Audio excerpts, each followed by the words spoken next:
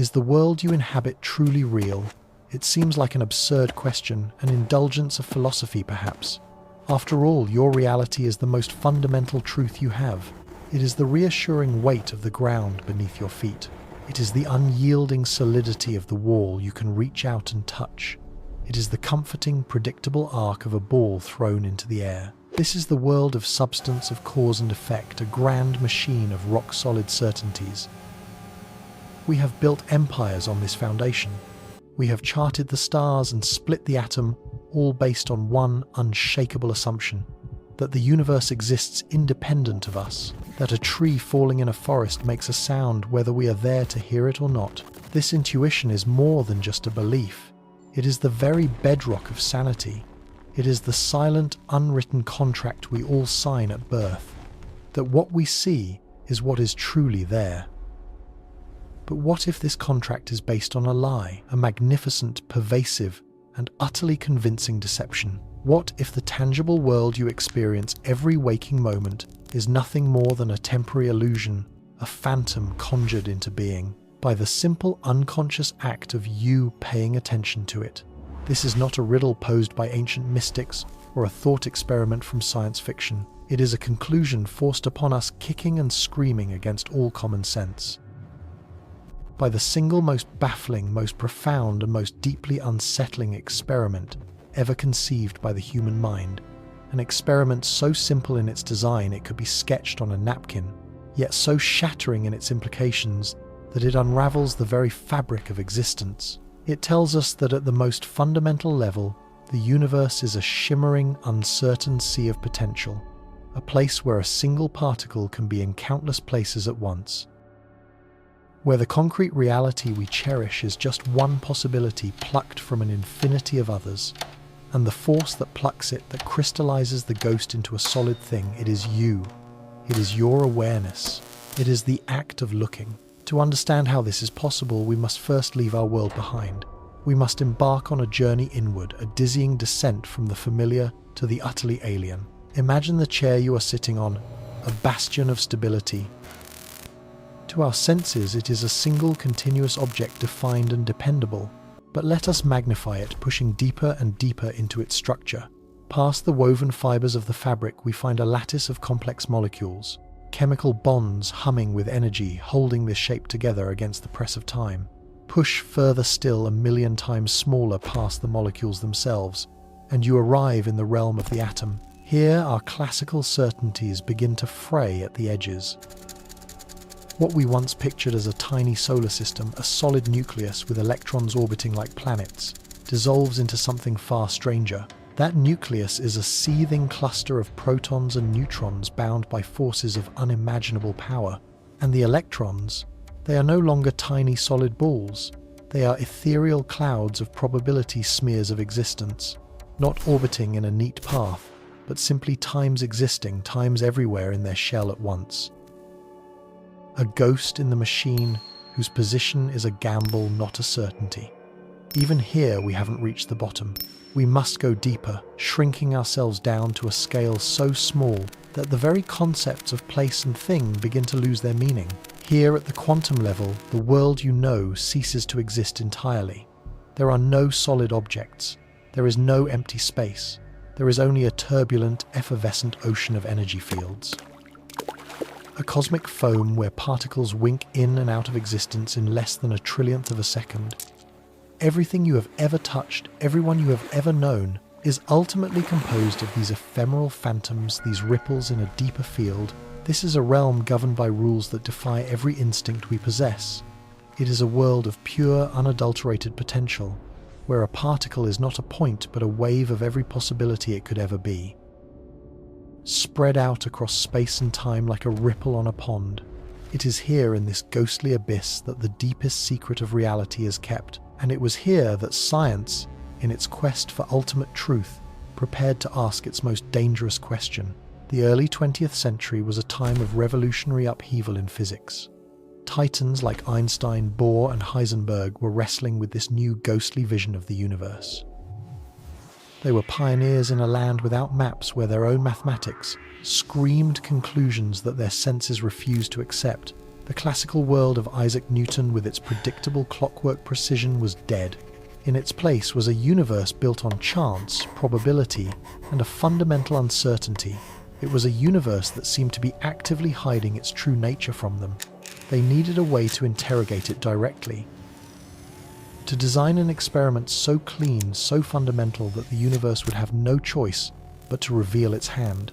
To answer one simple, profound question: is a particle like an electron truly a tiny solid ball, or is it a spread-out ethereal wave? The tool they resurrected for this cosmic inquisition was an old one, first imagined by Thomas Young over a century earlier to study the nature of light. It is called the Double-Slit Experiment. The setup is breathtaking in its simplicity. You begin with a source, a kind of gun that can fire single particles one by one. Let's say we are firing electrons, the fundamental components of electricity. In front of this source, you place a barrier, a solid wall, and in this barrier you cut two thin parallel slits very close together. Beyond the barrier, you place a detector screen like a piece of photographic film, which will record a bright mark wherever an electron hits it. That is all. A gun, a wall with two holes and a screen. It is an apparatus a child could build, yet it is the most powerful philosophical device ever created. A crucible designed to force reality itself onto the witness stand. Now let's conduct the experiment in our minds using the logic of the world we know, the world of baseballs and grains of sand. First, we cover up one of the slits, leaving only a single opening. We begin firing our electrons one at a time. Each electron travels from the gun, passes through the open slit, and makes a single tiny mark on the screen behind it. Over time, as thousands of electrons make the journey, they build up on the screen in a pattern that makes perfect sense. A single band clustered directly behind the open slit. This is exactly what you would expect. It is the behavior of solid particles, of tiny individual bullets hitting a target. No surprises here. If we cover that slit and open the other one, we get the same result. A single band of hits clustered behind the newly opened slit. This confirms our intuition. Electrons are behaving like discrete, tangible things. But now we perform the crucial act. We open both slits at the same time. And this is the moment where the universe as you know it ends. The moment where sanity takes a holiday.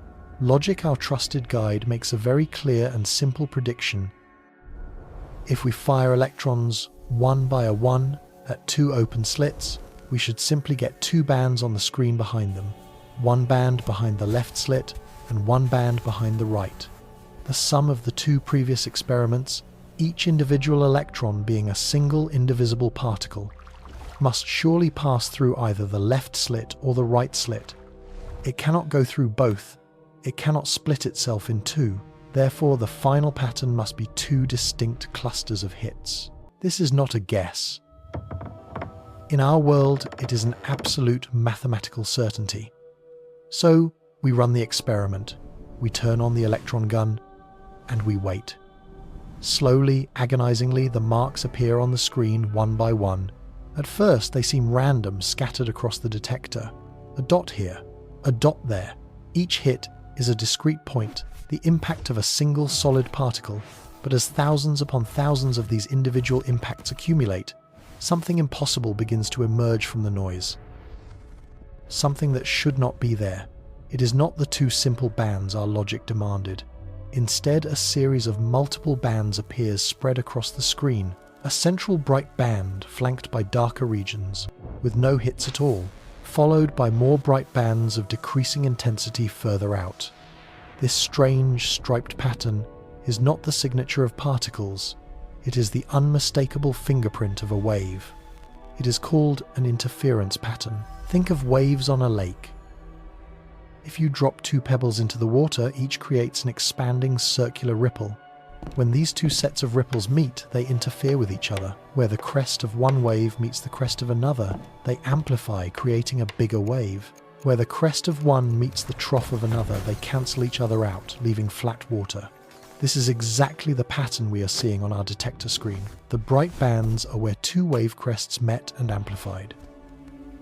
The dark bands are where a crest and a trough met and annihilated each other. The evidence is undeniable, it is irrefutable. The electrons, which we know are single, indivisible particles, are behaving like waves. But how can this be? We are firing them one at a time. There is only one electron in the entire apparatus at any given moment. What is it interfering with? The only possible, mind-shattering conclusion is that the single electron is not a particle at all when we are not looking at it. It is a wave of potential, a wave that leaves the gun, approaches the barrier, and passes through both times slits simultaneously. This single wave then emerges on the other side as two separate waves, which then travel onwards and interfere with themselves, before finally collapsing into a single point to strike the screen. Let this sink in. The single, indivisible electron is in two places at once. It is performing an impossible feat of self-interference. It exists as a ghostly field of probability exploring all possible paths until the very last moment of its journey. The concrete world of single objects with definite locations has vanished, replaced by a shimmering haze of what might be. This discovery was so bizarre, so offensive to reason, that the physicists of the day refused to accept it. They felt the universe was playing a trick on them, a cosmic sleight of hand. Surely they thought the electron must be going through one slit or the other. We just don't know which one. It must have a secret hidden path. So they decided to catch it in the act. To expose the deception once and for all, they would devise a way to watch the slits, to place a tiny, delicate detector at the barrier, a detector capable of telling us for each and every electron, whether it went through the left slit or the right slit. With this knowledge, the mystery would be solved.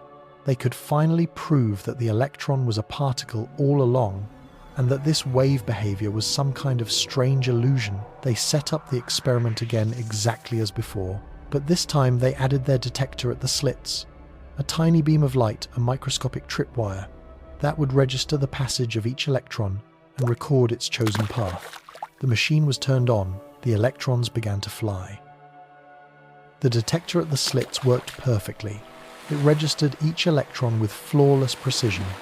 This one went through the left, that one went through the right, left, left, right. Finally they had their answer. Each electron took a definite, unambiguous path. A sense of relief washed over the laboratory. The paradox was solved.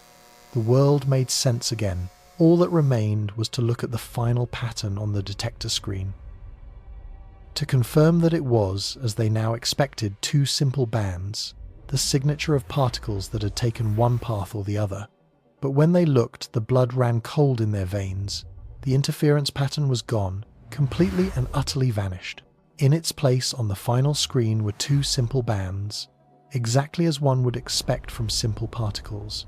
The very act of watching, of measuring which path the electron took, forced it to abandon its ghostly wave-like nature and behave like a solid, predictable, boring little bullet.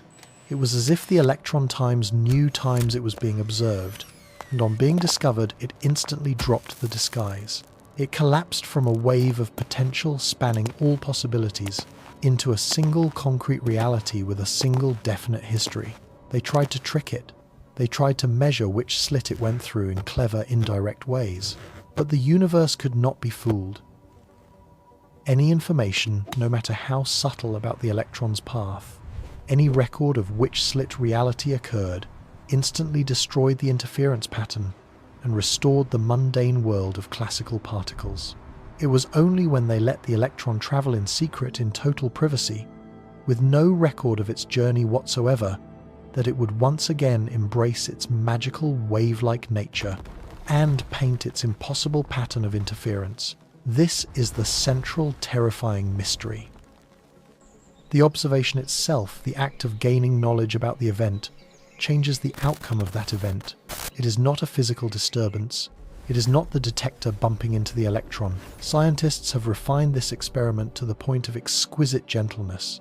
Where the measurement is almost impossibly subtle, the result is always the same. The moment the universe is forced to provide a definite answer to the question which path, it abandons all other possibilities and provides one. The conclusion, however improbable, is inescapable. An unobserved particle exists in a state of every possibility at once, a superposition of states, a mathematical phantom. But the moment it is observed, the moment consciousness interacts with it, that wave of potential collapses into a single definite thing, in a single definite place. The universe, it seems, does not have a definite state until we look at it. Reality itself is not a pre-existing solid thing. It is a dynamic, fluid process, a conversation between the observer and the observed. The world you see around you is not the real world. It is the world that has coalesced out of a fog of quantum probability. In direct response to your act of perception, this idea tears down the wall between us and the cosmos. It suggests that we are not passive bystanders watching a pre-written cosmic play unfold. We are active participants, co-creators of the reality we experience. Our awareness is not merely reflecting the world, it is in some mysterious and profound way helping to bring it into being. But how? By what mechanism does the glance of a conscious observer reach back into this ghostly realm of potential and force the universe to make a choice? What is this strange and intimate link between the mind and the material world? Is it consciousness itself that collapses the wave? Or is it simply any interaction, any measurement that shatters the mind, delicate quantum state? This question has haunted science for a century. And to chase its answer, physicists had to push the experiment even further, designing new, even more bizarre versions of the test that would stretch the paradox to its absolute breaking point, forcing us to confront the nature of time of choice and of existence itself. And what they discovered would prove to be even more unsettling than the mystery they set out to solve. What if the world you see, the solid, dependable reality you navigate every moment, is merely a preliminary sketch, a temporary truth that only solidifies when you choose to look at it? This notion feels like a fantasy, a whisper from a prosser, a forgotten dream, yet it is the central, staggering implication of an experiment so simple, so elegant, that it has haunted physicists for over 2 centuries. Before we can descend into that quantum abyss, before we can witness reality itself hesitate, we must first journey back. We must return to a time when the universe felt knowable, when its gears and levers were thought to be within our grasp, and when the brightest minds on Earth waged a quiet, ferocious war over the soul of a single beam of light.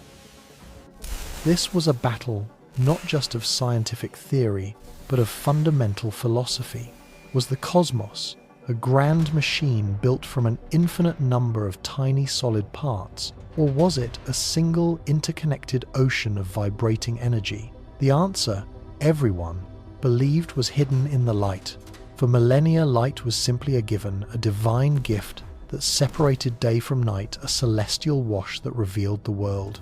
It was a condition of existence, not a substance to be questioned. You could feel its warmth, you could be blinded by its intensity, but you couldn't hold it, you couldn't weigh it. Light seemed to be a pure action, a verb masquerading as a noun.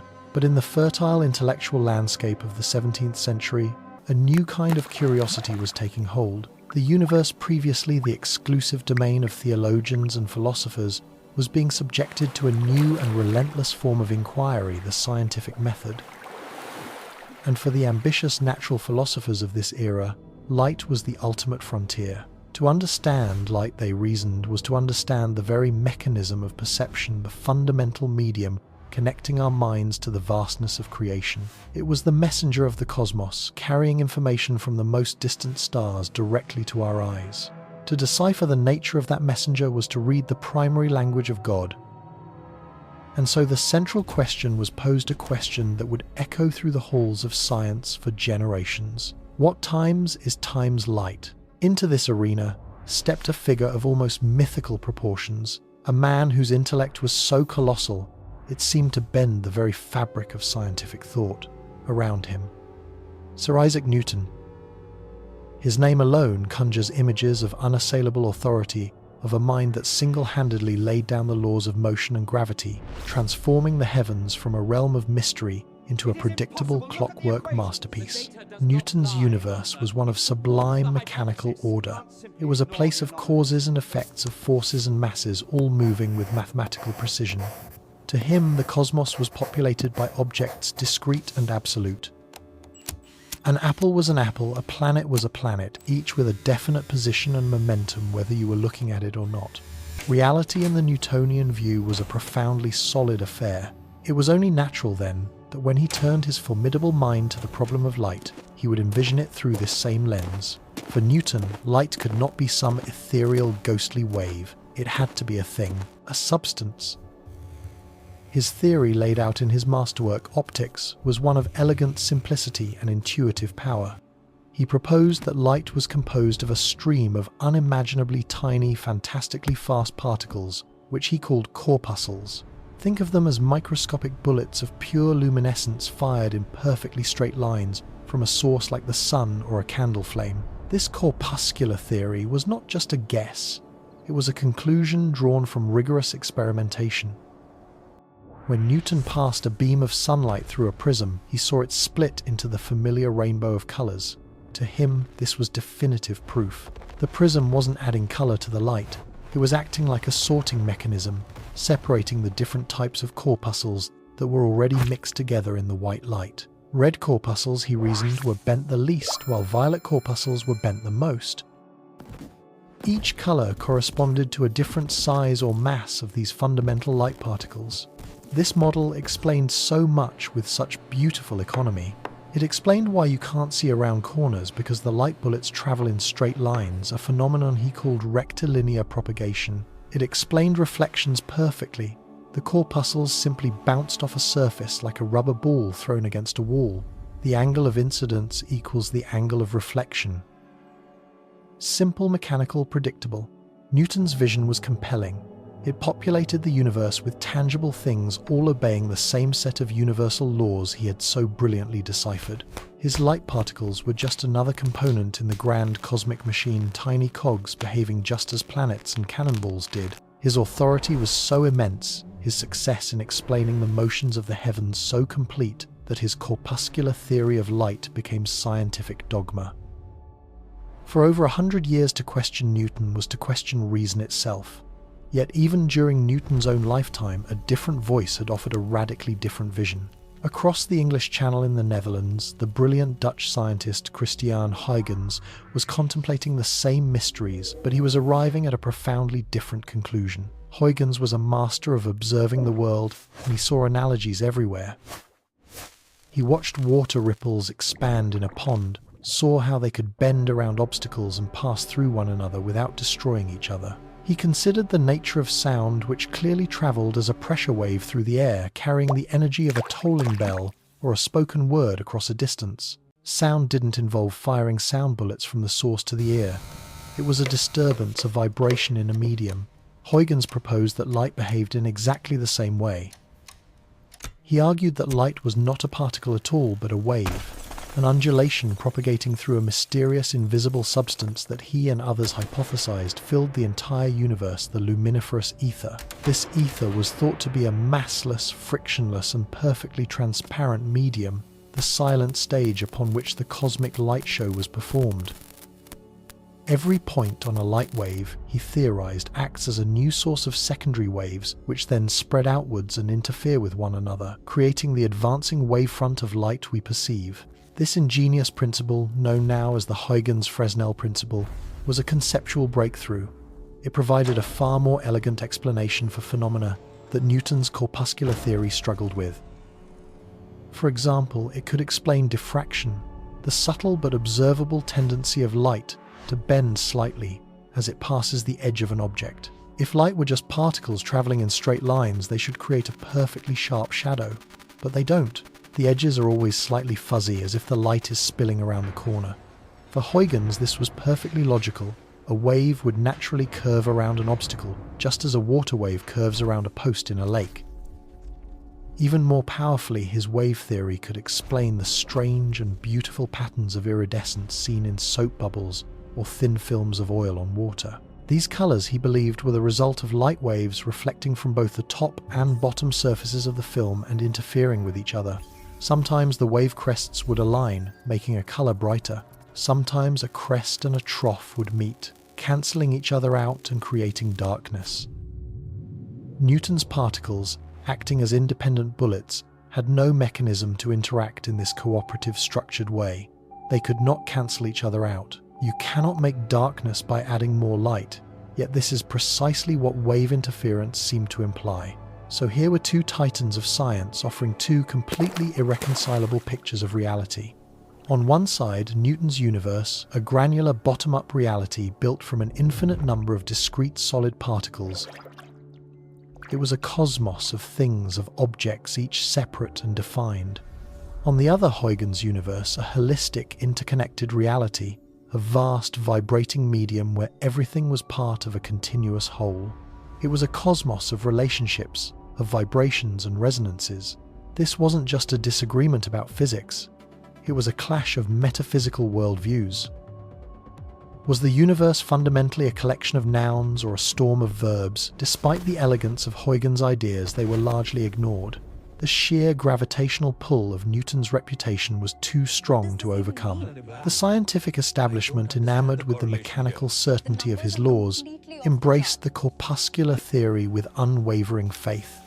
Huygens' waves were dismissed as a clever but ultimately flawed analogy.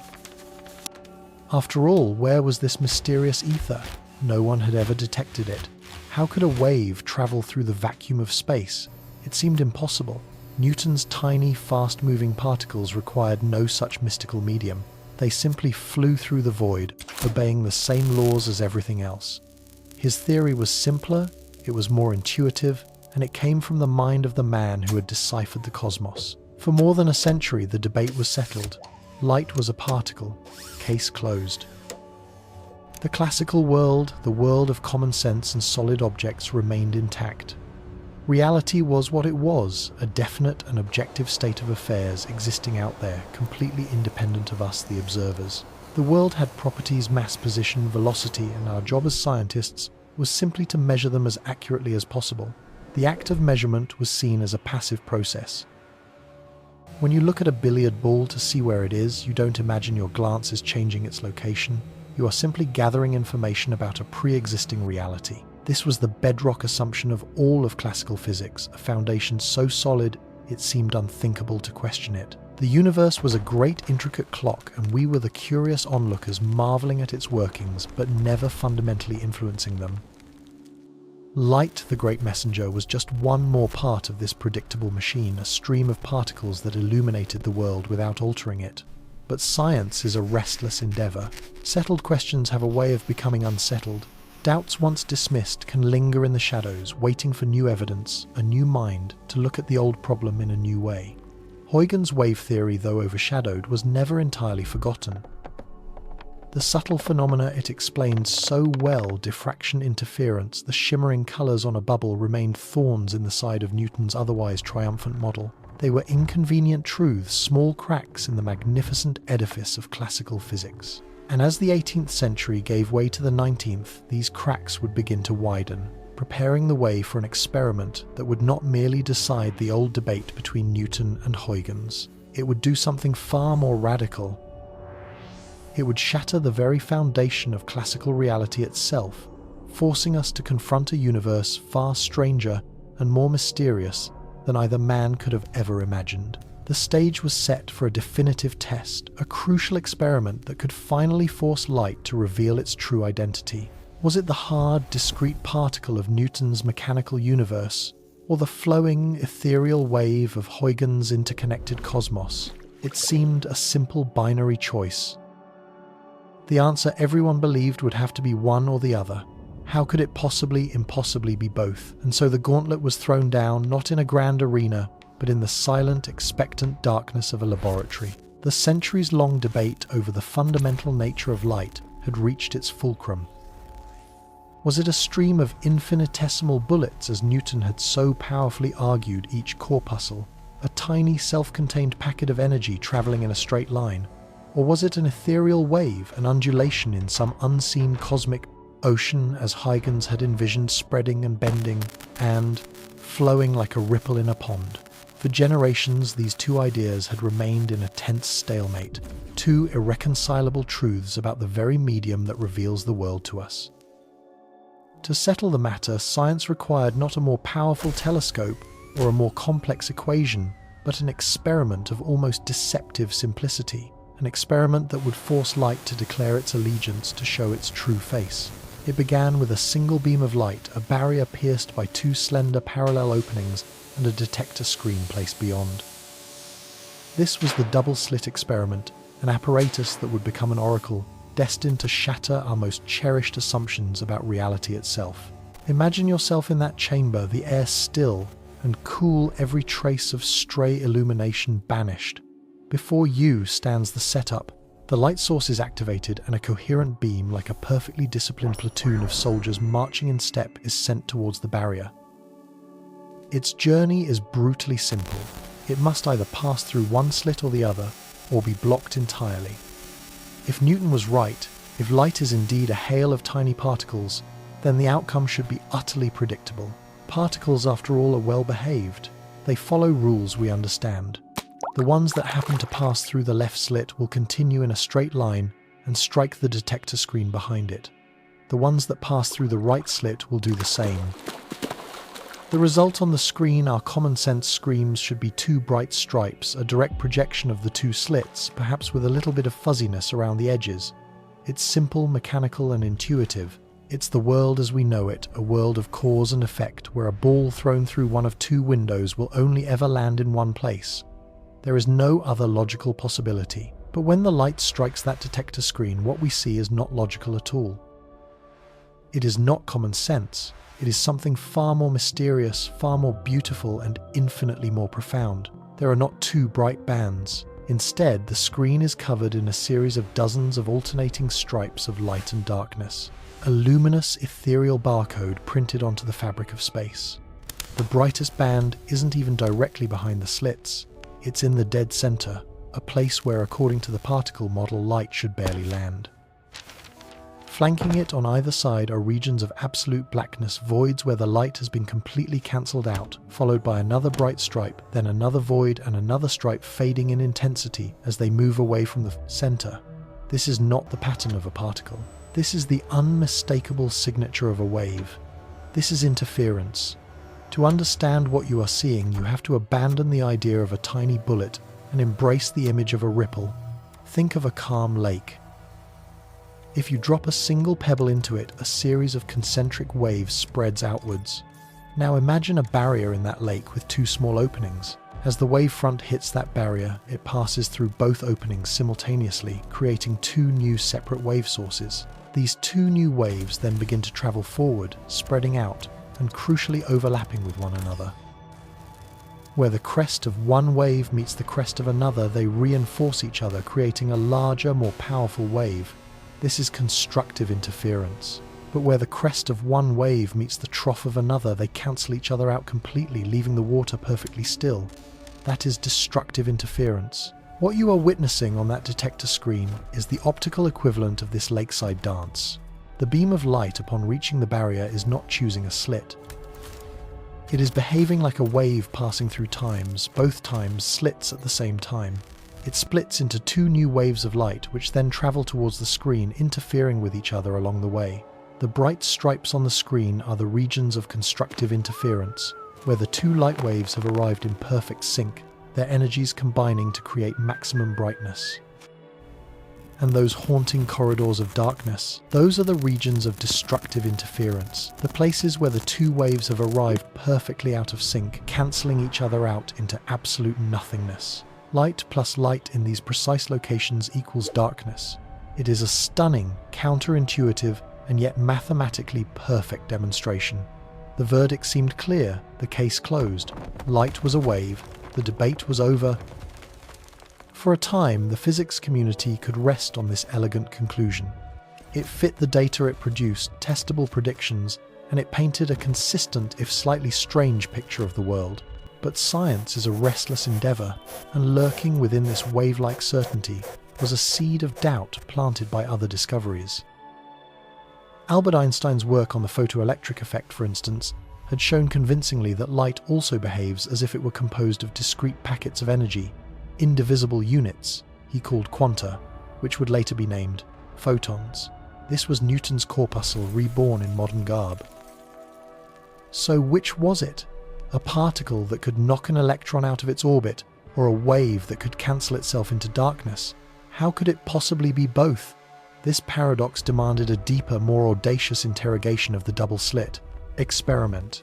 It required pushing the experiment to its absolute logical and technological limit. It forced us to ask a question that would pry open the very gearbox of reality. What happens if we turn down the intensity of the light beam so low that only one single photon travels through the entire apparatus at a time? This is where the experiment transcends a simple demonstration and becomes an act of cosmic espionage. The technological challenge alone was immense. To isolate and fire a single solitary particle of light is an extraordinary feat of precision. Imagine a machine gun so perfectly controlled it could fire one and only one bullet every minute. Now imagine that bullet is a photon, the smallest possible quantity of light, an indivisible mote of energy. The new setup is the same, the single source, the barrier with two slits, the detector screen, but the nature of the event has been fundamentally altered. Now there is no wavefront, there is no flood of light, there is just one lonely photon embarking on its journey. And now our classical intuition returns with a vengeance. The wave explanation is impossible now, isn't it? A wave needs to be a continuous spreading phenomenon to pass through both slits and interfere with itself. But a single photon is a particle. It is a single entity. It cannot split itself in two. It must, by any sane definition of existence, choose a path. It will either go through the left slit or it will go through the right slit. It cannot do both. Therefore, the interference pattern must vanish. The single photon will travel in a straight line from whichever slit it chose and make a single, tiny point of impact on the screen. Over time, as we fire photon after photon, we should see those two simple bright stripes from our original particle prediction slowly build up dot by dot. There can be no other outcome. The mystery must be solved. The photon forced to act alone must finally reveal its true particulate nature. The experiment begins. In the profound darkness, the detector is armed, waiting. The emitter fires. Asterisk, click asterisk. A single photon is released. It traverses the empty space, confronts the barrier, and a fraction of a second later, a tiny point of light flashes on the detector screen. It is a single, unambiguous event. One photon, one impact, one location. A perfect particle. The second photon is fired. Asterisk. Click asterisk. It lands somewhere else on the screen. Another perfect particle-like impact. A third is fired. Asterisk. Click asterisk. It lands in yet another spot. For the first 10, 20, even 100 photons, the pattern on the screen is utterly random, a chaotic, meaningless scattering of dots. It looks exactly as we predicted. It feels like a confirmation of our classical world. Each photon is a self-contained bullet, choosing a slit at random and striking the screen. The wave theory, it seems, was just an illusion created by the interaction of a massive collective. But we keep the experiment running. We let the photons accumulate. One by one they make their solitary journeys. Asterisk. Click, click, click, asterisk. We watch as the count climbs into the thousands. And as it does, something deeply unsettling, something that seems to violate the very laws of logic, begins to happen. The randomness starts to congeal. The dots, which at first appeared to land anywhere, begin to show a subtle, horrifying preference. They begin to avoid certain areas of the screen. It is almost imperceptible at first, a slight thinning of the impacts in certain vertical regions. But as the count grows to 10,000, then 50,000, then 100,000, the pattern becomes undeniable. The dots are arranging themselves. They are clustering into bright stripes separated by stark, empty voids where almost no photons have landed. They are building dot by lonely dot, the exact same interference pattern we saw with the continuous wave of light. Stop and let the sheer impossibility of that sink in. Each photon was sent through the apparatus completely alone. There were no other photons for it to interfere with. The photon that landed on the screen at this very moment left the emitter long after the previous one had completed its journey, and long before the next one was even fired. It was an isolated, solitary event, and yet the final pattern on the screen is one of interference. A pattern that can only times be created.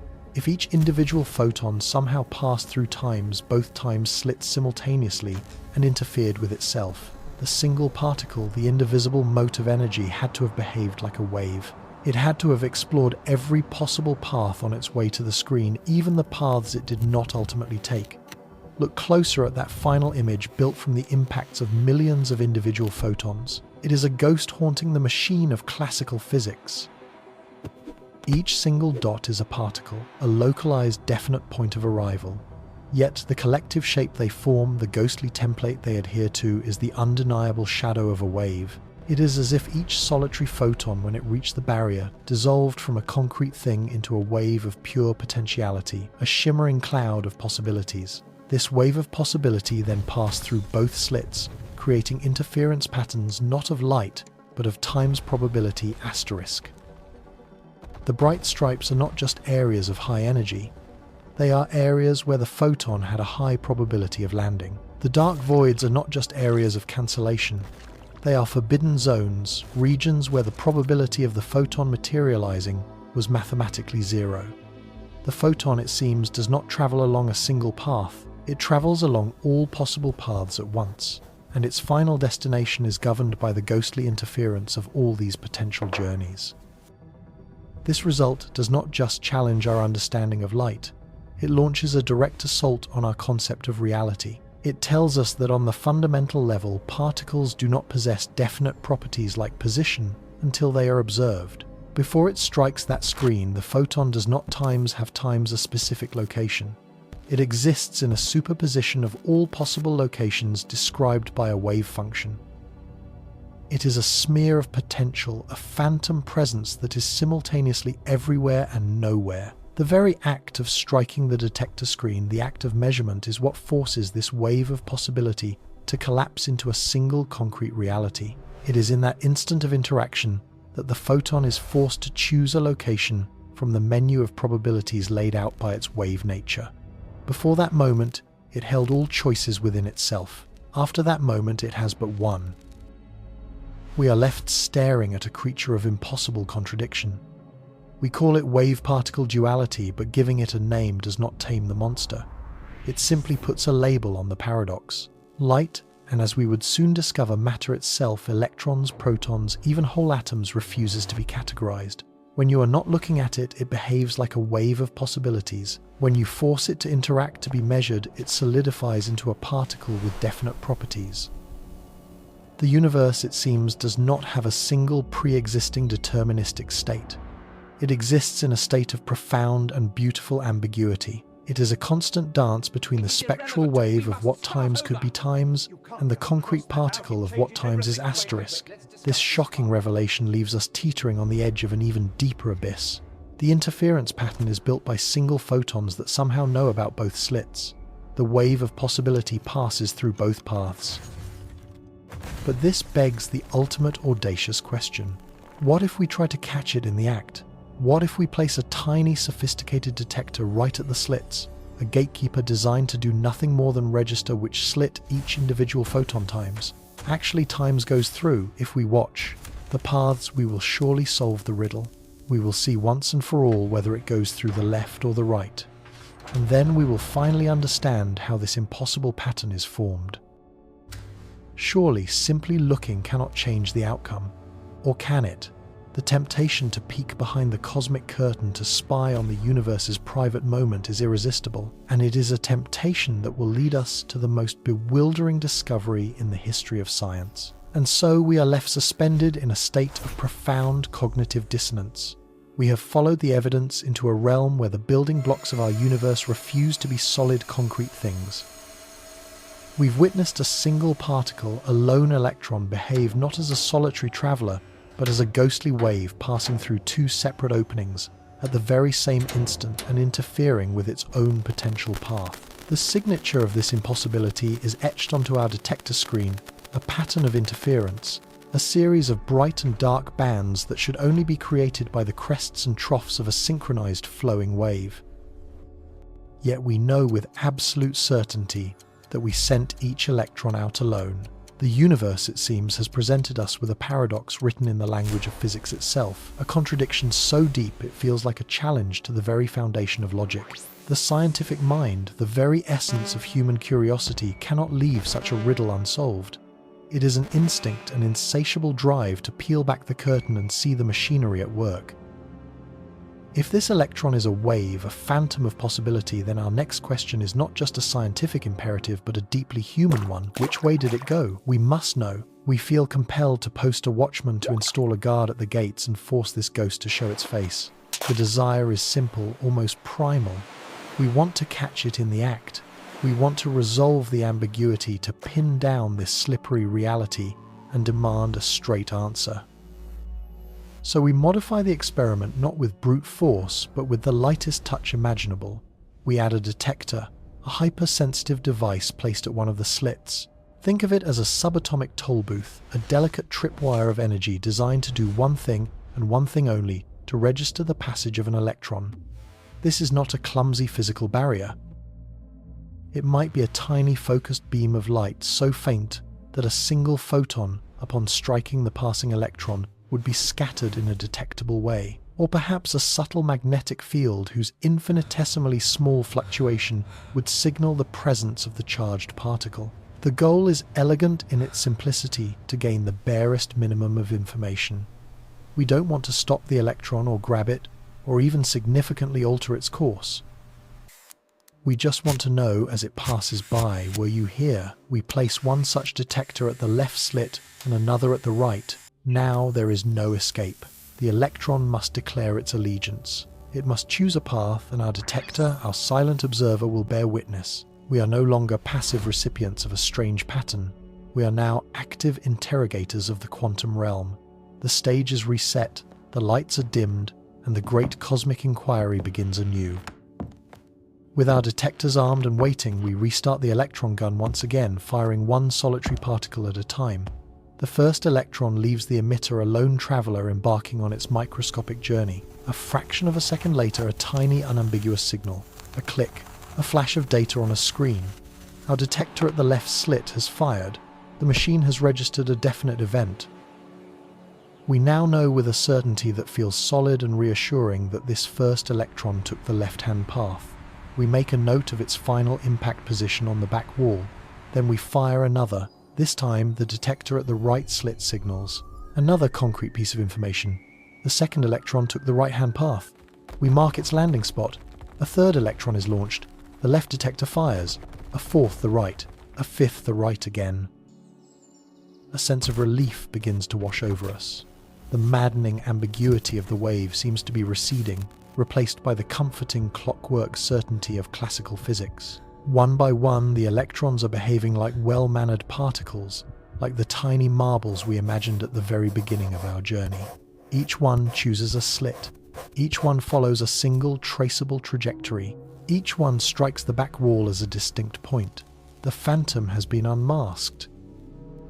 The ghost in the machine has been found, and it is nothing more than a simple, predictable particle. We are solving the mystery.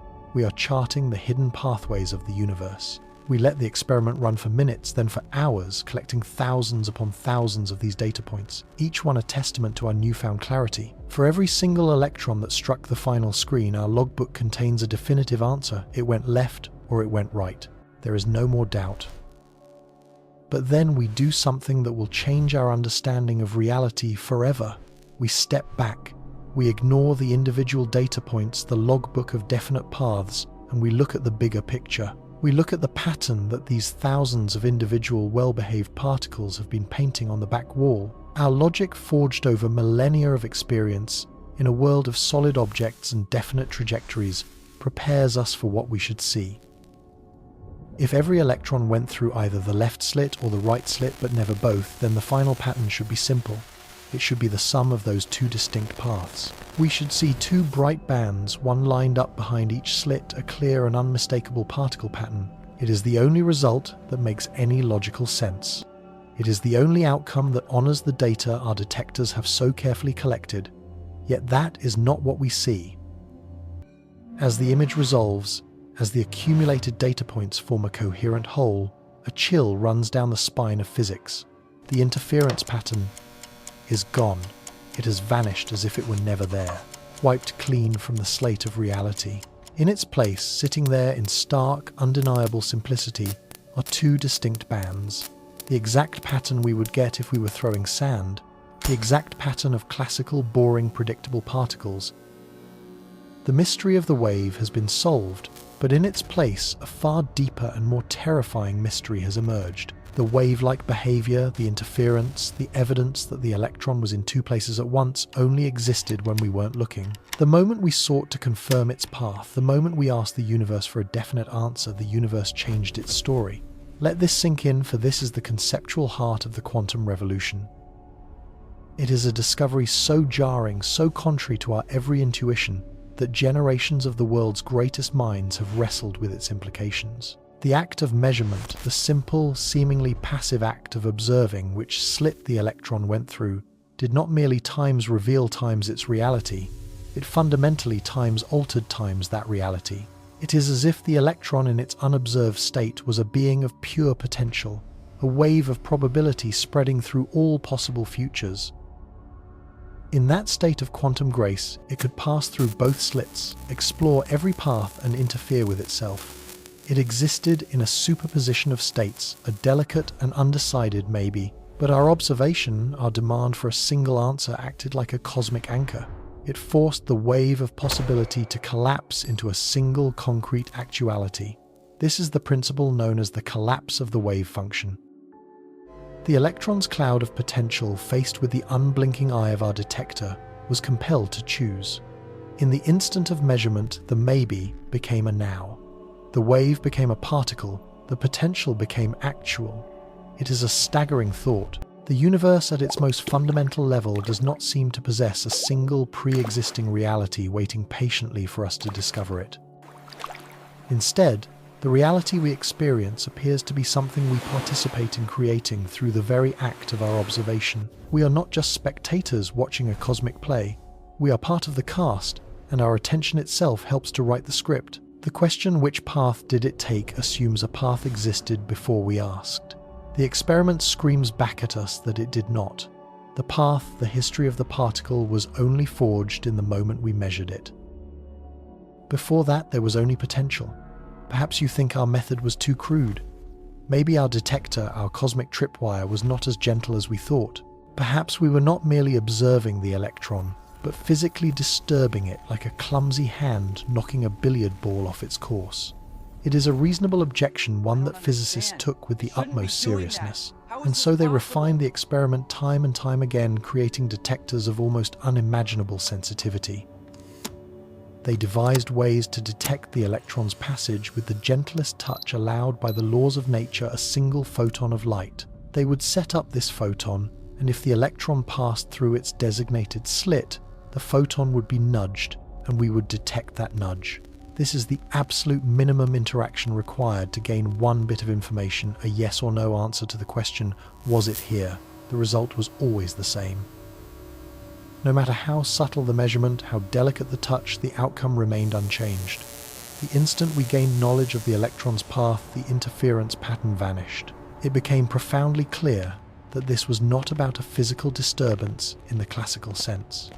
You are not simply bumping into the electron and changing its trajectory. The phenomenon is far more fundamental, far more intimate. It is the acquisition of information itself that collapses the wave function. The universe appears to forbid us from simultaneously knowing which path a particle took and witnessing its wave-like nature. You can have one, or you can have the other, but you cannot have both. This is not a limitation of our technology. It is a fundamental law of the cosmos, a principle known as complementarity. It is as if reality has a Heisenberg-like uncertainty built into its very fabric, a trade-off between what can be known and what can be. We are forced to confront the central earth-shattering premise of our journey reality in the way we have always conceived of. It may not exist until we look. An unobserved electron is not a tiny ball bearing flying through space. It is a mathematical abstraction, a wave of probability described by the Schrödinger equation, a quantitative expression of pure potential. It does not have a definite position. It does not have a definite momentum. It has a range of possibilities. And in that state, it can do things that are utterly impossible for a classical object like be in two places at once. Then we, the observers, enter the picture. We set up our detector. We decide to ask a question. And in that very instant, the universe provides an answer by crystallizing one of those possibilities into a concrete, measurable fact. We have reached out, and with the simple act of looking, have transformed a ghost into a machine. This revelation tears a hole in the fabric of classical determinism, the comfortable Newtonian worldview that the universe is a great clockwork mechanism whose future is entirely predictable if we only know the starting positions of all its gears. Here, at the quantum level, the universe is not a clock, it is a casino, and our observations are not just watching the dice fall, they are in some inexplicable way helping to throw them. We are not merely uncovering a pre-written story. We are, in a very real sense, co-authors of reality, our choices about what to measure, influencing the very nature of what we find. The past of a particle, its history of which path it took, is an unwritten book until a measurement is made. Our act of observation is the pen that writes that history, retroactively giving it a certainty that it did not possess a moment before. This leads us inevitably to a question so profound it borders on the philosophical, a question that still haunts the corridors of physics today. What exactly constitutes an observer, and what qualifies as a measurement? In our experiment, it was a complex detector designed by a conscious physicist. But does it have to be? Does reality wait for a human being in a lab coat to make up its mind? What if we replaced our sophisticated detector with a simple automated camera? If the camera records the path of the electron, but no one ever looks at the photograph, is the wave function still collapsed? Does the interference patterns still vanish? Let's push it further. What if the detector is not a machine at all, but a single stray air molecule in the chamber? If our electron happens to bump into that air molecule on its way through one of the slits, that interaction will reveal its position. The path is now known not to us, but to the universe itself, recorded in the subsequent trajectory of that air molecule. Does that simple, mindless physical interaction count as a measurement? Does a rock observe a photon that bounces off it? Where is the line drawn? At what point does a simple quantum interaction happening constantly all over the universe become a reality-defining measurement that forces potential to become actual? This question, known as the measurement problem, is perhaps the biggest skeleton in quantum mechanics' closet. It forces us to wonder if consciousness itself plays a special role, or if the transition from quantum strangeness to classical certainty is something more fundamental, a process we have yet to comprehend. We have found that looking changes everything. Now we must dare to ask, what is looking? So where does that leave us? Staring into an abyss, it seems. The solid ground of classical physics, the intuitive clockwork universe of Newton and even Einstein, has crumbled away beneath our feet.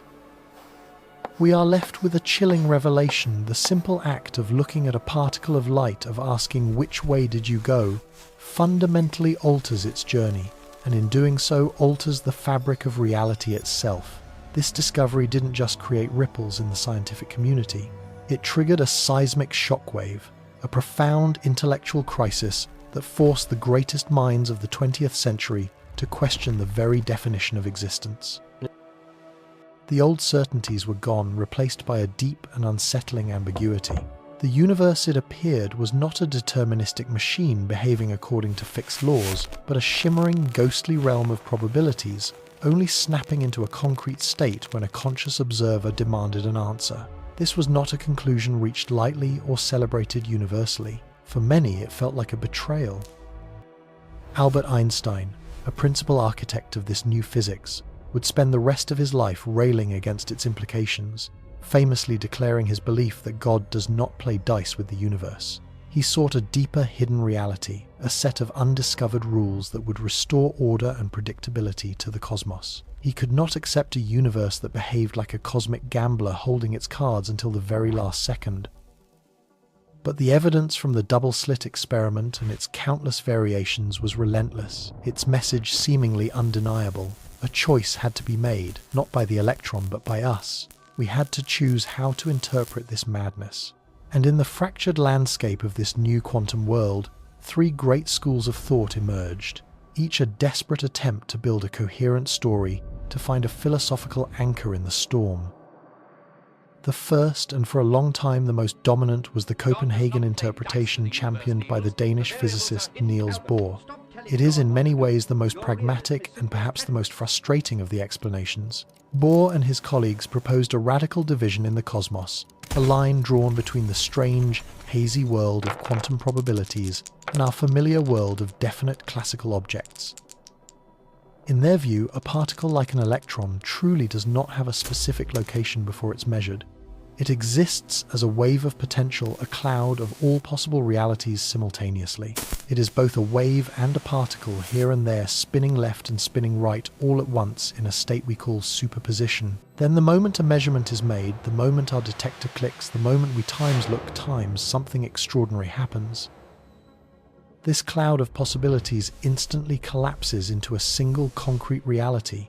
The universe is forced to choose. The wave becomes a particle. The maybe becomes an is. The Copenhagen interpretation effectively tells us to stop asking what the particle was doing before we looked.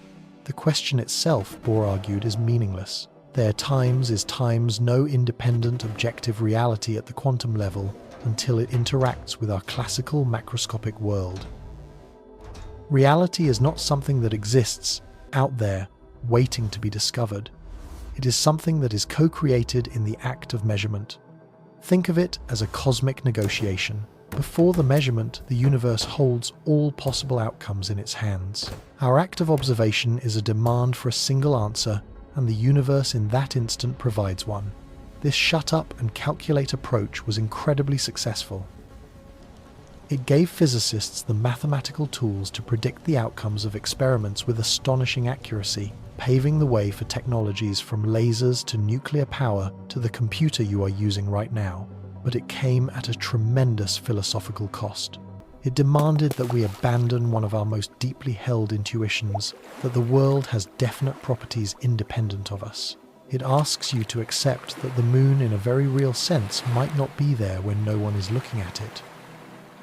This was a bridge too far for many a solution that felt more like surrendering to the mystery than actually solving it. It painted a picture of a universe that was fundamentally fuzzy, incomplete, and dependent on our observation for its very existence.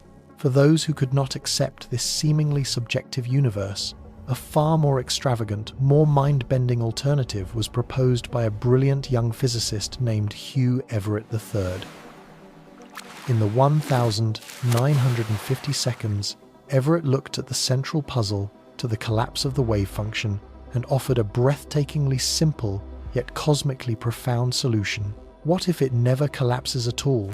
What if the universe simply doesn't choose? Everett's many worlds interpretation argues that every single time a quantum measurement occurs, every time a particle is faced with a choice of paths or states, the entire universe splits. Reality cleaves in two. In one universe, the electron went through the left slit and a version of you measured it there. But in another entirely separate universe that instantly branches off the electron, went through the right slit, and an identical copy of you recorded that outcome. The wave of potential doesn't collapse.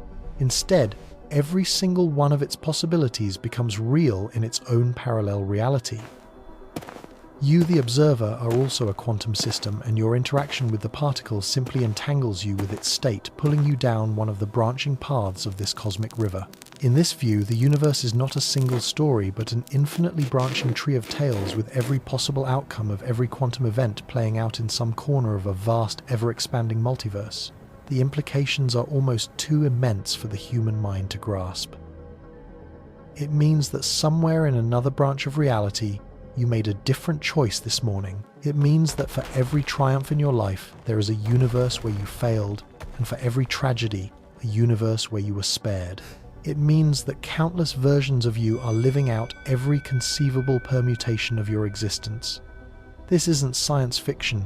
It is a serious, mathematically consistent attempt to make sense of the quantum world. It elegantly solves the measurement problem by removing the collapse, and in doing so, it restores a kind of objectivity to the universe. Reality is no longer dependent on our gaze. Everything that times can, times happen, times does, times happen. The price for this restoration of order, however, is a dizzying, almost offensive inflation of reality. We must accept the existence of an infinite number of parallel universes, forever cut off from our own, each one just as real as ours. It trades one form of strangeness, a reality that pops into existence when we look for another, a reality of such unimaginable scale that our own existence becomes just one leaf on an infinite tree. There is no special us, there are only the endless uses scattered across the multiverse. Yet there was a third path, a quieter rebellion against the mainstream. This was the vision of the physicist David Bohm, who, like Einstein, was deeply dissatisfied with the randomness and ambiguity of the Copenhagen view. Bohmian mechanics, also known as the pilot wave theory, is a ghost in the machine of quantum physics, an attempt to bring back the deterministic clockwork universe that everyone thought was lost forever. Bohm proposed that the electron is in fact always a particle. It always has a definite position, a real objective existence, whether we are looking at it or not. There is no fuzzy cloud of probability, no collapse of the wave function. So why then does it behave like a wave? Because Bohm argued it is being guided by one. He imagined that in addition to the particles we see, there exists an invisible underlying field, a quantum potential or a pilot wave that permeates all of space. This wave is the true source of the strangeness. It flows through both slits at once, creating the interference pattern we observe, and the particle, like a tiny cork bobbing on an unseen current, is simply guided along by its contours. The particle itself only goes through one slit, but its path is dictated by a wave that has explored all possible routes. This interpretation beautifully restores our classical intuition. The world is real, solid and independent of our observation. The electron was always times somewhere asterisk. We just didn't know where until we measured it.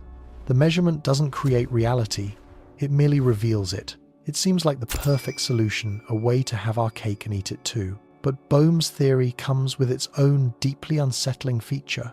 This pilot wave, this guiding field, is non-local. That means that what happens in one part of the wave anywhere in the universe can instantaneously affect every other part of the wave, no matter how far away. A change here could have an immediate faster-than-light influence over there on the other side of the galaxy. It posits a universe that is profoundly interconnected, a single, indivisible whole, where every particle is subtly in touch with every other particle. Einstein had derided such a concept as spooky action at a distance, and yet here it was, the necessary ingredient to save objective reality. So, the debate rages on. Do we live in a single subjective reality that we help create, as Copenhagen suggests? Do we live in an infinite number of objective realities, as Many Worlds proposes? Or do we live in a single objective reality, secretly connected by an imperipar, invisible faster-than-light web, as Bohm believed? Each answer feels both brilliant and mad, each one a testament to the profound chasm between how the world appears and how it truly is. But even as these grand interpretations battled for the soul of physics, another, even stranger phenomenon was emerging from the mathematics, a consequence so bizarre that it seemed to mock our very concepts of space and separation. It began as a thought experiment by Einstein and his colleagues, an attempt to prove that quantum mechanics was incomplete. It would instead become its most powerful and unnerving prediction. It is called quantum entanglement. And it takes the weirdness we've seen with a single particle and multiplies it across the vast emptiness of the cosmos. Imagine you have a process that creates two particles, two electrons for instance, at the same time, and in a special interconnected way. Their properties are linked. For example, a property called spin. If one particle has a spin up, its partner must have a spin down. They are perfect opposites, a matched pair. According to quantum mechanics, until you measure them, neither particle has a definite spin. Each one exists in a superposition of both up and down, but their relationship is fixed, they are guaranteed to be opposite. Now let's separate these two particles. Let's send one to a laboratory on Earth, and the other on a spaceship to the Andromeda galaxy, 2.5 million light-years away. For all that time, for millions of years, they travel in their ghostly, undecided state. Then you decide to act. Here on Earth, you measure the spin of your particle. In that instant, its wave function collapses, and you find that it is, say, spin up. The true magic, the spooky action that so disturbed Einstein, is what happens at that very same moment, 2.5 million light-years away. Instantly, with no time delay whatsoever, the particle in Andromeda ceases to be a superposition. It becomes, with absolute certainty, spin down. Your measurement here has instantaneously determined the reality of a particle on the other side of the universe. This isn't just information traveling faster than light. It's as if the two particles were never truly separate to begin with. Distance, that most fundamental barrier of our physical world, seems to have been rendered completely meaningless. It's as if you have two coins spinning in the air, connected by an invisible, unbreakable thread. You send one to the far side of the sun. The moment you slap your coin onto the table and see that it's heads, you know with a certainty that defies the cosmic speed limit that the other coin has just landed as tails. This isn't a theory. It has been tested and confirmed time and time again over ever-increasing distances. These quantum twins, born from a single event, remain part of a single unified system, no matter how far apart they are. They are a single entity, masquerading as two, a direct challenge to our idea of a universe made of separate local objects. The implications ripple outward, touching everything we thought we knew. If two particles can be so intimately connected across galactic distances, what does that say about the nature of space itself? Is it the fundamental fabric of reality we imagine, or is it an emergent property, a kind of illusion born from a deeper, non-local reality? This mystery, this instantaneous, cosmic link set the stage for the most audacious and mind-shattering thought experiment of all, conceived by the legendary physicist John Wheeler. He wanted to take the strangeness of the observer effect and the spookiness of entanglement and push them to their absolute logical limit, to a place where they would collide not just with our understanding of space, but with our understanding of time itself. He designed an experiment that asks a terrifying question: can a choice we make in the present genuinely alter what has already happened in the past? His idea, once confined to the blackboard, has now become a reality in laboratories around the world.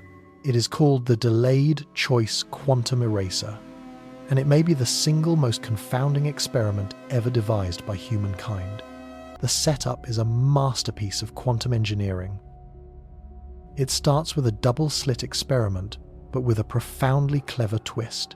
A special crystal is used to generate pairs of entangled photons. One photon, let's call it the signal photon, is sent towards the double-slit apparatus and a detector screen behind it. Its entangled twin, the idler photon, is sent off on a completely different path towards a complex set of beam splitters and detectors of its own. Here is the crucial part. The signal photon travels a much shorter path. It passes through the slits and hits the detector screen, creating its part of the pattern long before its idler twin reaches its own destination. After the signal photon has already landed its journey, complete its fate sealed in the past. An experimenter has a choice to make regarding its distant entangled partner. The experimenter can choose to measure the idler photon in one of two ways. One type of measurement will reveal which slit its entangled partner, the signal photon, went through. It extracts the which path information. The other type of measurement is designed to cleverly erase that information, making it impossible to know which slit the signal photon traversed. Remember the rule: if we know which path the photon took, we get a clumpy, particle-like pattern. If we don't know, we get the wave-like interference pattern. The astonishing reality-bending result of the delayed choice experiment is this: the decision we make about the idler photon times. Now, times determines the pattern that its signal partner created on the screen back in the past. If we choose to measure the idler in a way that reveals the path, the photons that already hit the screen moments ago will be seen to have formed two simple clumps. But if we choose at this later time to erase the path information from the idler, the very same photons that have already landed will be revealed to have formed a wave-like interference pattern. It is as if the photons hitting the screen waited for our future decision before deciding how to behave in the past. The choice made in the present appears to reach back in time and rewrite history at the quantum level. Cause and effect, the most fundamental law of our experience, seems to be breaking down. The arrow of time, which we believe flies in only one direction from past to future, suddenly looks more like a two-way street. We are left speechless, confronted by a universe that is not only stranger than we imagine, but stranger than we can times imagine. The observer effect showed us that reality is not fixed until we look. Entanglement showed us that space is not the barrier we thought it was. And now, the delayed choice experiment suggests that even time itself is not the immutable one-way flow we experience. It hints at a reality where the past, present, and future are not neatly separated, but are somehow entangled in a complex quantum handshake across eternity. We are forced to ask a new, more profound question. We have been so focused on the role of the observer and the act of measurement. But what is truly being exchanged in these bizarre interactions? It seems to be something called information, the presence or absence of which path information dictates the outcome. Perhaps this is the key. Perhaps the story of the universe isn't fundamentally written in matter or energy, but in bits of information. And perhaps our role in this cosmic drama is not merely to observe, but to participate in the very act of writing it, a story where the ending can seemingly change the beginning. Faced with this cascade of bewildering possibilities, this cosmic vertigo, where reality itself seems to splinter into infinite paths, or simply waits in the wings for its cue, it would be easy to retreat. To label this quantum domain as a forbidden, ghostly realm of mathematics and paradox, forever disconnected from the solid world we touch, the world we think we know. It feels like an intellectual dead end, a place where our most fundamental certainties that a thing is here or there, that the past is fixed, that an unseen world proceeds without us, all turn to dust. But what if this isn't an ending? What if this profound, unsettling revelation, the discovery that the universe is not a static stage but a participatory drama, is actually a beginning? What if this phantom-like uncertainty is not a flaw in the fabric of reality, but its greatest, most powerful feature? This is the precipice where we now stand, moving beyond the shock of what the universe times is times, to the breathtaking audacity of what we can times do times with it. We are leaving the realm of pure philosophy and entering the workshop of creation, where the very ghostliness of the quantum world is being harnessed, not as a curiosity, but as the ultimate tool. Humanity is now building a new kind of machine. It is not a machine of gears and levers, nor one of circuits and switches that are simply on or off, a 1 or a 0. This new engine is forged from the strange logic we've just confronted. It is an architecture woven from the shimmering fabric of potentiality itself. We call it a quantum computer, but that name, simple and familiar, belies the radical revolution it represents. It is less a computer and more a captured sliver of the raw, untamed quantum realm, a pocket universe where all possibilities are allowed to unfold simultaneously. The classical computer you use every day, the supercomputers that model our climate, they are all magnificent calculators operating with relentless sequential logic. They solve problems by brute force, trying one answer, then the next, like a person trying every key on a keychain one by one. For incredibly complex problems like designing new molecules for medicine or breaking the codes that protect our global secrets, this sequential approach is hopelessly slow. The number of possible keys grows so astronomically large that even a computer the size of a galaxy running for the age of the universe could not find the solution. The problem becomes, in a word, intractable. But the universe at its quantum level does not seem to operate this way. When a particle travels from here to there, as we have seen, it doesn't try one path and then another. It tries them all at once in a state of pure, unbridled superposition. What if we could build a machine that thinks like that particle? What if instead of a bit that is either a 1 or a 0, we could create a quantum bit, a qubit that is both 1 times and times 0 at the same time? And not just 1 and a, 0, but every possible shade of probability in between. This is not a metaphor. The qubit is the soul of the new machine. It might be a single atom, an electron, or a tiny superconducting circuit chilled to temperatures colder than deep space to protect its fragile quantum state from the noisy classical world. In its isolation, this qubit becomes a vessel for superposition, It holds a multitude of potential answers within itself, a ghostly echo of ones and zeros all coexisting. Now imagine linking just two of these qubits together. Through the miracle of entanglement, their fates become intertwined. The number of states they can explore simultaneously doesn't just add up, it multiplies. 2 qubits can explore 4 states at once. 3 qubits can explore 8. 4 can explore 16. The power of this exponential growth is difficult for our linear minds to truly grasp. A classical computer with 300 bits can store a vast amount of information, but it is a fixed, definite amount. A quantum computer with just 300 qubits, however, can hold more possible states, more potential answers running in parallel than there are atoms in the entire observable universe. It is a computational cathedral of pure potentiality. When we set it to a task, it's as if we are unleashing a ghost to explore every corridor of an infinite labyrinth simultaneously. It doesn't check one path, it flows down all of them. The wave function of the system evolves a silent, complex symphony of probabilities interfering with one another. The wrong answers, through a carefully choreographed quantum algorithm, cancel each other out their waves, destructively interfering into nothingness. The right answers, however, are guided to reinforce one another, their waves building and building until they stand out from the quantum noise.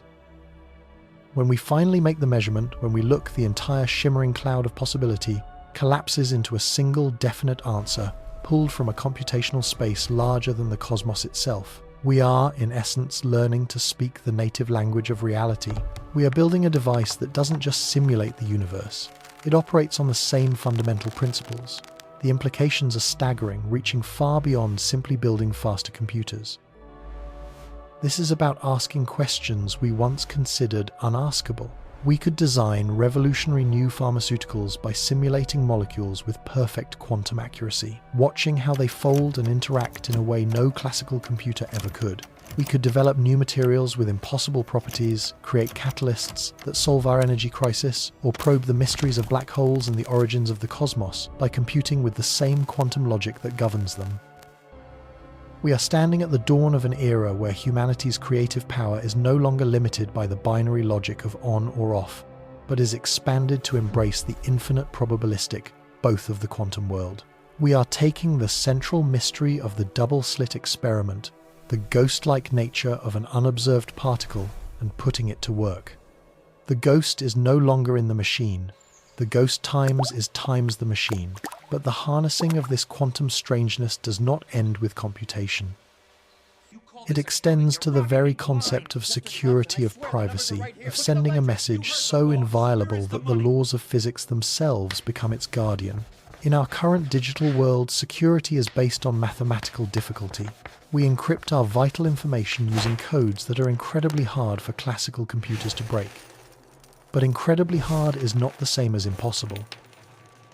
A sufficiently powerful computer, perhaps a future quantum computer, could shatter these codes, leaving our entire global infrastructure of finance, communication, and government secrets utterly exposed. The quantum world, however, offers a new paradigm. It offers a lock whose key is not forged from mathematics, but is woven into the very fabric of space-time. It offers a form of communication based on the most baffling quantum connection of all, entanglement. Imagine you and I want to share a secret. In the quantum world, we can create a pair of entangled particles, perhaps 2 photons. We send one to you and one to me, no matter how far apart we are across a room, across a continent, across the galaxy. These 2 photons are now part of a single, indivisible system. They are 2 bodies with one soul. They have no definite properties of their own, existing only in that shared state of potentiality. But the moment you measure a property of your photon, say its polarization, you instantly, faster than light, define the corresponding property of mine. If you measure yours to be vertical, you know with absolute certainty that mine is now horizontal. There is no signal sent between them. There is no hidden information they carried from their creation. It is a single reality that spans the distance between us. Now, what if we use these correlated measurements to generate a random key, a sequence of ones and zeros that only you and I can know? You measure your stream of photons, I measure mine, and we generate identical secret keys at the same stream. Time. This is the foundation of quantum cryptography, and its security is absolutely guaranteed by the fundamental laws we have been exploring. Why? Because there is no way for an eavesdropper to intercept our key without being detected. The very act of measuring one of our photons in transit would inevitably disturb it. It would break the delicate entanglement, introduce an error into our key, and immediately signal the presence of a spy. The observer effect, that bane of quantum physicists, becomes the ultimate security guard. An eavesdropper cannot secretly copy a quantum state. The no-cloning theorem, a fundamental principle, forbids it. You cannot create an identical, independent copy of an arbitrary, unknown quantum state. To do so would require knowing the state beforehand, which requires a measurement which collapses it. It is a perfect cosmic catch-22. The eavesdropper is caught in the very trap of the double-slit experiment. By trying to learn which path the information took, they destroy the interference pattern, the very integrity of our secret. Any attempt to listen in on a quantum conversation is like trying to catch a shadow with your hands. The act of closing your fingers makes it disappear. This creates an unbreakable cosmic seal. It is a conversation whispered between 2 points in space-time, a secret whose sanctity is upheld not by a clever algorithm, but by the axiomatic truth that observation changes the observed. We are creating a technology where privacy is no longer a promise but a physical law. This is not science fiction. These systems are being built and tested today, linking cities with a web of light, secured by the very nature of reality. We are once again taking the deepest, most philosophically troubling aspect of quantum mechanics and transforming it into an unprecedented strength. The universe's refusal to have a definite reality until it is measured becomes our ultimate shield. So, where does this leave us? We have journeyed from a simple screen with 2 slits into the very heart of a reality that is fluid, probabilistic, and profoundly intertwined with our own consciousness. And we have found that far from being a philosophical curiosity, this quantum weirdness is the foundation for a technological revolution that will reshape our world. We are building machines that compute in infinite parallel worlds and communications networks that are guaranteed by the laws of physics. We are learning not just to observe the universe, but to engage with it on its own terms, to use its inherent strangeness as a new set of tools, a new language for creation. This fundamentally changes our relationship with everything. We are not merely passive onlookers cataloguing the predetermined ticking of a great cosmic clockwork. The evidence suggests something far more profound. It suggests we are participants in the ongoing creation of reality itself. The act of observation, of measurement, of gaining knowledge is not a neutral act. It is a creative one. It is the brushstroke that turns a canvas of pure potentiality into a definite classical painting. This challenges the very definition of existence. What does it mean for something to be if its properties are undefined until a mind interacts with it? It suggests that the universe, in some deep and mysterious way, required the emergence of observers of us to bring it into focus. It's a dizzying thought, one that teeters on the edge of mysticism, yet it is a conclusion that arises directly from the cold, hard data of quantum experiments. We are not separate from the world we study. We are inextricably a part of the system. Our knowledge of the universe helps shape what the universe is, and as we build technologies that operate on these principles, we are taking a more active role than ever before. We are no longer just looking at the double-slit experiment. We are building a world out of its implications. We are becoming co-creators with the cosmos. This opens up frontiers of thought that were once the sole domain of philosophy and spirituality. If reality is not fixed, if it is a sea of quantum potential, what else is possible? Are there other ways to interact with this field of potential beyond the crude act of measurement? Could consciousness itself, the very engine of observation, have a more direct influence on the fabric of existence than we have ever dared to imagine? These are not questions that science can answer yet. They may be questions that science can never answer. But they are the questions that the quantum world forces us to ask. It pushes us beyond the comfortable confines of a mechanical universe and into a cosmos that is more mysterious, more interconnected, and infinitely more interesting. We are at a turning point in human history, a moment where our technology is beginning to reflect the deepest truths of our reality. The world is not what it seems. It is a shimmering, probabilistic, participatory hologram, and we have just learned how to start programming it. The journey through the double slit has led us here to the ultimate climax, the realization that the line between the observer and the observed, between mind and matter, between us and the universe, is not a line at all. It is a doorway, and we are finally, after centuries of searching, stepping through it, not just as explorers but as architects of what is to come. The future is not something we discover, it is something we collapse into being. One observation, one measurement, one conscious act at a time. The universe is waiting for us to look, and so we arrive at the precipice. Our journey, which began in the deceptive simplicity of light and shadow, has carried us far beyond the confines of any laboratory. It has guided us through the ghostly corridors of probability, past the looking glass of superposition, and into the baffling, beautiful heart of the quantum world.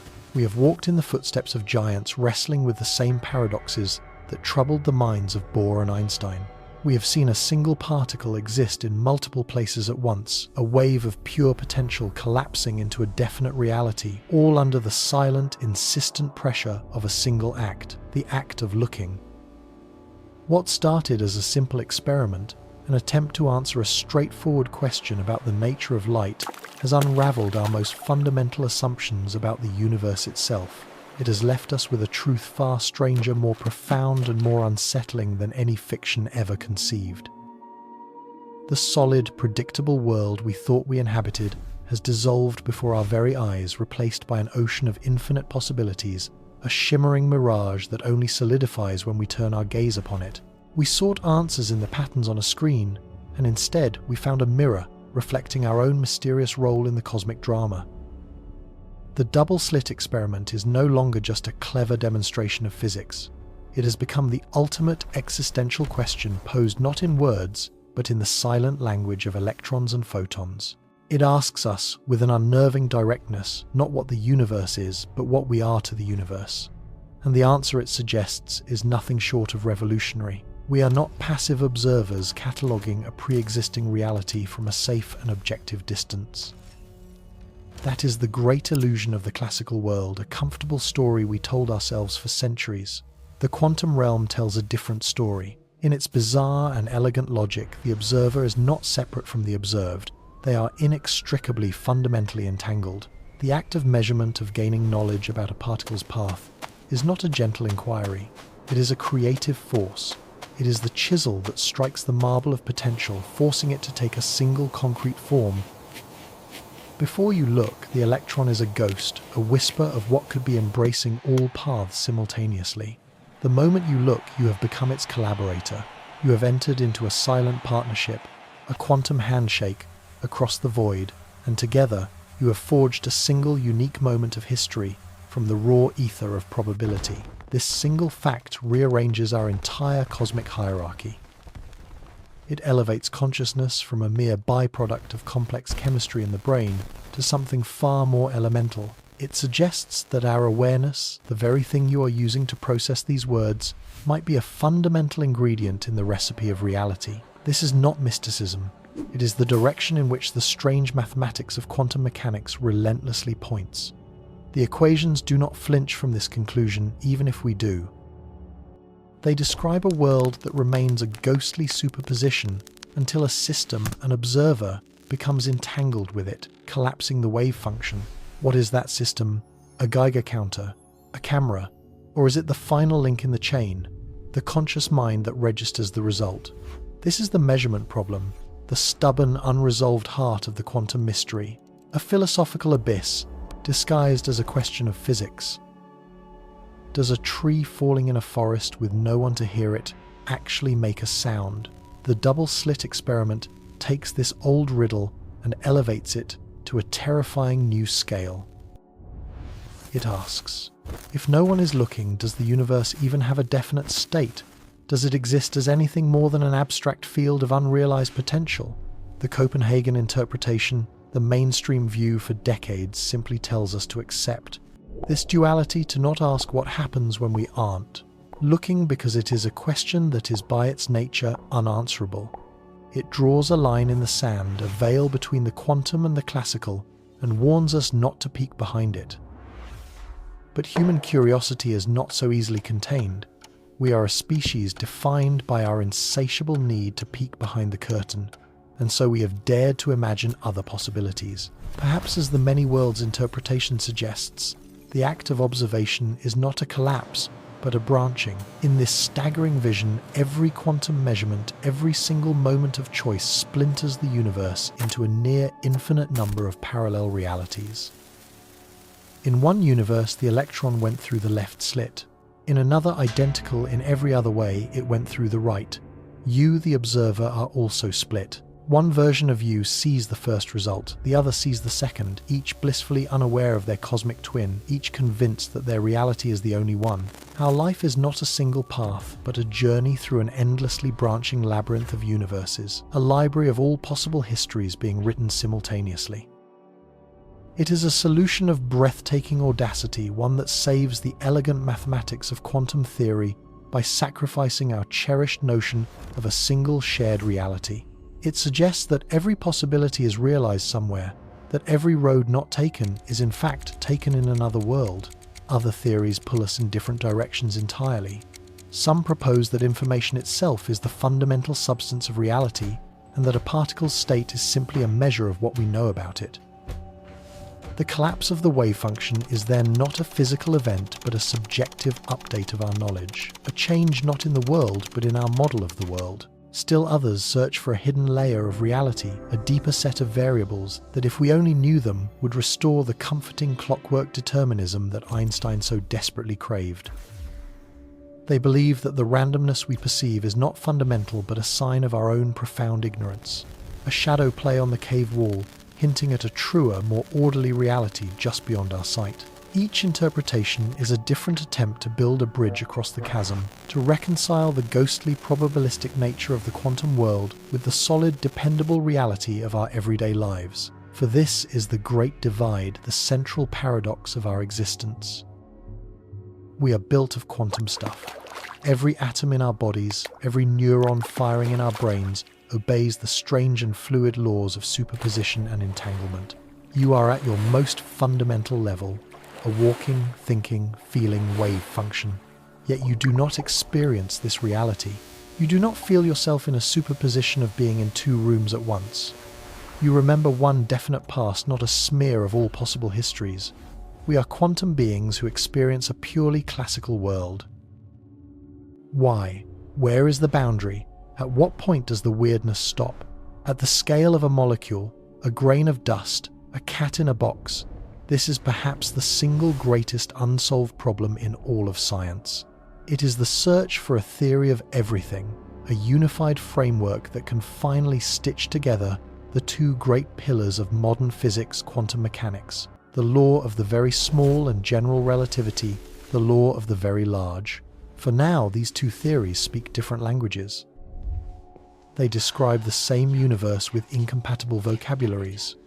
Relativity gives us a smooth, deterministic cosmos of warped space-time, a gravitational dance of planets and galaxies. Quantum mechanics gives us a frantic, probabilistic world of discrete energy packets and shimmering fields of potentiality. Finding the common tongue, the master theory that can describe both an electron and a black hole with a single set of equations, is the holy grail of modern physics. It is a quest that drives thousands of the brightest minds on our planet, a monumental effort to write the final chapter in our long journey to understand the cosmos. Scientists are looking for the answer in the most extreme environments the universe has to offer. They peer into the hearts of black holes where gravity becomes so intense that it must surely meet the quantum realm. They listen to the fading echoes of the Big Bang, the moment when the entire universe was smaller than an atom, a single point where relativity and quantum mechanics must have been one and the same. They are searching for a theory of quantum gravity, a framework that would reveal space-time itself to be made of discrete quantum pixels, and gravity to be an emergent property of their interaction. If they succeed, they will have done more than unite two theories. They will have found the very source code of reality, the fundamental logic from which everything we see, from the smallest particle to the largest supercluster of galaxies, arises. But even a theory of everything may not be enough to solve the ultimate riddle posed by the double-slit experiment. It may give us the grammar of the universe, but it may not explain the role of the author. The mystery of the observer of consciousness might lie beyond the reach of equations alone. And this forces us to consider a profound shift in our perspective. For centuries, science has been a process of removing ourselves from the picture of striving for a cold, hard objectivity that was free from human bias and perception. We learned that the Earth was not the center of the universe, that our species was not the special pinnacle of creation. Each discovery seemed to make us smaller, less significant. But the double-slit experiment reverses this trend in the most dramatic way imaginable. It places us, the observer, right back at the center of the mystery. It suggests that the universe in some fundamental way requires a witness to become fully real. To truly embrace this idea is to change not just our understanding of the world, but our relationship with it. It means accepting that uncertainty is not a flaw, but a fundamental feature of existence. It means that the future is not a predetermined path waiting to be discovered, but a vast, open landscape of possibilities that we help to create with every choice, every observation we make. The universe is not a static stage on which we are merely actors reading from a script. It is a participatory process, a collaborative artwork, a cosmic improvisation between potentiality and consciousness. We are not just inhabitants of the universe, we are its co-creators, the architects of the present moment. Our gaze is the catalyst that transforms the what could be into the what is. That is an awesome and perhaps terrifying responsibility. This is the enduring legacy of that simple experiment. It has bequeathed to us a universe that is more mysterious, more magical, and infinitely more interesting than the clockwork machine we once imagined it to be. It has shown us that the fabric of reality is not woven from tiny solid billiard balls, but from something far more ethereal: waves of information, fields of probability, and the undeniable influence of our own awareness. It challenges us to live with paradox, to hold two contradictory ideas in our minds at the same time: that the world is governed by precise mathematical laws, and yet is fundamentally unpredictable until it is observed. The quest to understand this continues. On the frontiers of physics, new experiments are being devised, each one a more subtle and sophisticated version of the original. Scientists are attempting to probe the very edge of the quantum classical divide, using larger and larger objects to see if they too can be placed into a state of superposition. They are exploring the connections between entanglement and the structure of space-time, asking if the universe is held together not by gravity, but by a web of quantum information. They are building quantum computers that, by harnessing the very weirdness of superposition and entanglement, promise to solve problems that would take a classical computer longer than the age of the universe. Each new discovery, each new piece of the puzzle will bring us closer to the truth. But perhaps the final truth will not be found in a particle accelerator or a supercomputer. Perhaps it lies closer to home within the 3-pound universe of the human brain. To understand the observer, we may first have to understand consciousness itself, the greatest of all scientific mysteries. It is the final frontier, an exploration not of outer space, but of inner space, of the nature of awareness, subjectivity, and the self. It is a journey that will require the combined insights of physics, neuroscience, philosophy, and perhaps even disciplines we have not yet invented.